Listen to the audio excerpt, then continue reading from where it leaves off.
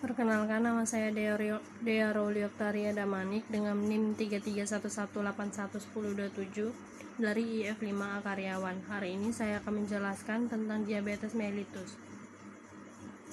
Diabetes mellitus atau biasa disebut diabetes adalah penyakit kronis yang ditandai dengan tingginya kadar gula atau glukosa di dalam darah.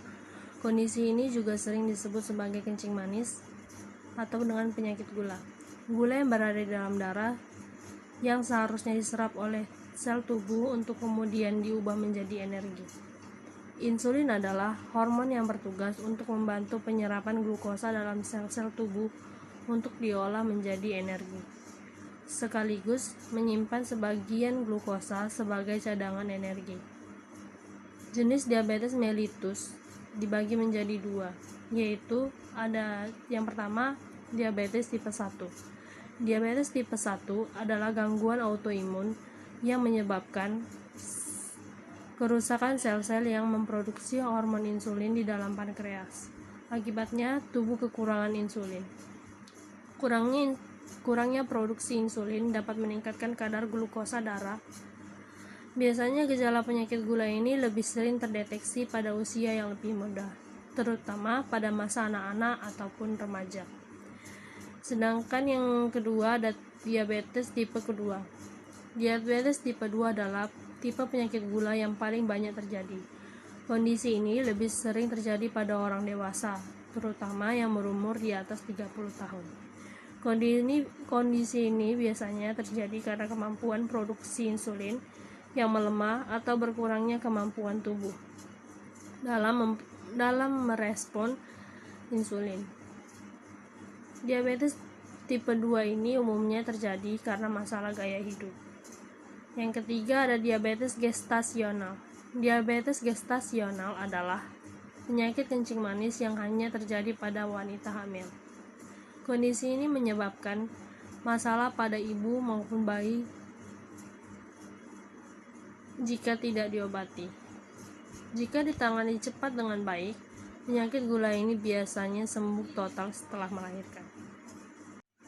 Selanjutnya saya akan menjelaskan tentang faktor risiko diabetes tipe 1. Faktor risiko diabetes tipe 1 yang pertama itu ada faktor riwayat. Faktor riwayat yang dijelaskan di sini adalah keluarga atau keturunan, yaitu ketika seseorang akan lebih memiliki risiko terkena diabetes tipe 1 jika ada anggota keluarga yang mengidap penyakit yang sama, karena berhubungan dengan gen tertentu. Yang kedua, faktor geografi. Orang yang tinggal di daerah yang jauh dari garis khatulistiwa seperti di Finlandia dan Sardinia berisiko terkena diabetes tipe 1. Hal ini disebabkan karena kurangnya vitamin D yang bisa didapatkan dari sinar matahari, sehingga akhirnya memicu penyakit autoimun. Yang ketiga adalah faktor usia. Penyakit ini paling banyak terdeteksi pada anak-anak yang berusia 4-7 tahun, kemudian pada anak-anak 10-14 tahun. Yang terakhir ada faktor pemicu lainnya seperti mengonsumsi susu sapi pada usia terlalu dini, air mengandung natrium nitrat, sereal dan gluten sebelum usia 4 bulan. Selanjutnya ada faktor risiko diabetes tipe 2. Yang pertama, berat badan berlebih atau yang bisa disebut dengan obesitas.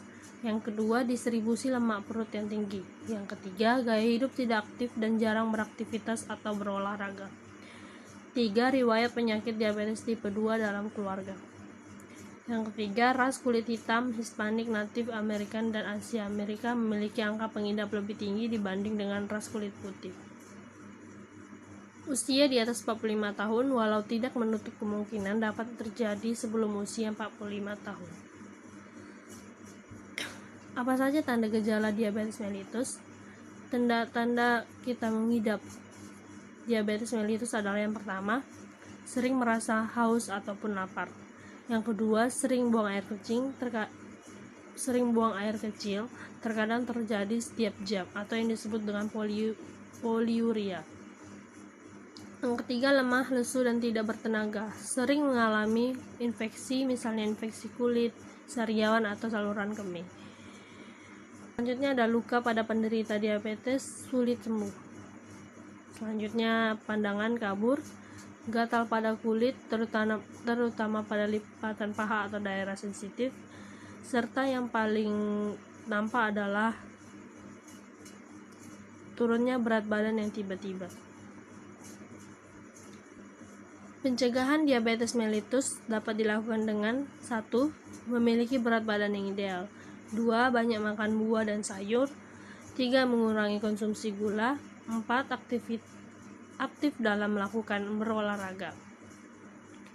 Mengobati orang-orang yang sudah terkena diabetes mellitus, yang harus dilakukan ialah yang pertama, suntik insulin. Ketika kita mengalami diabetes tipe 1, sistem kekebalan tubuh akan menyerang sel yang memproduksi insulin, sehingga kadar insulin yang dihasilkan tubuh berkurang. Insulin ini dibagi dari beberapa bagian. Yang pertama itu ada insulin aksi cepat. Dia bekerja cepat untuk menurunkan gula darah. Yang kedua ada insulin aksi lambat. Insulin ini bekerja perlahan-lahan dalam menurunkan kadar gula darah. Yang ketiga, insulin aksi intermediate. Meskipun lama, waktu penyuntikan insulin jenis ini relatif panjang. Yang dapat dilakukan untuk mengobati